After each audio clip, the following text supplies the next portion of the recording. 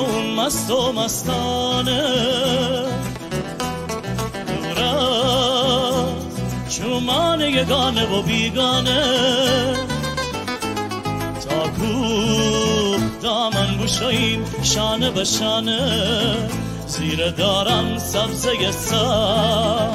چشمه و خوش بینیشتی رو به خوابم این بردیم بیم بیده ایم آسمان سرخ بسته قلبی گفته های به زیار آتش آتش مهدر بابل کشاکش آسمان آتش به جانه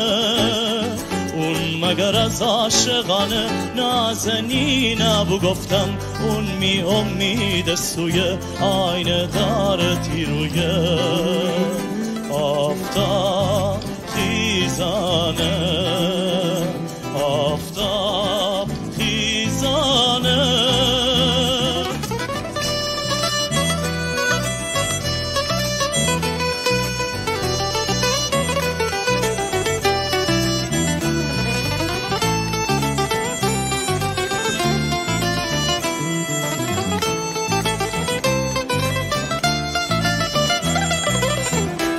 سحرگاه او بود و من مست و مستانه دور از چشمان یگانه و بیگانه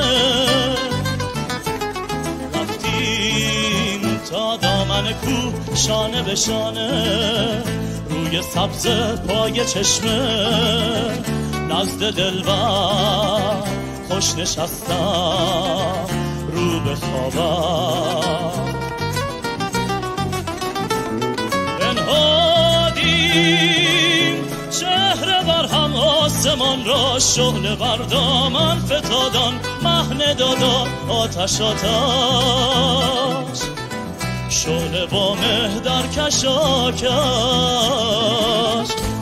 آسمان آتش به جان است او مگر از عاشقان است گفتم ای یار سرمست اکنون رویت نماید آسمان آینه بردست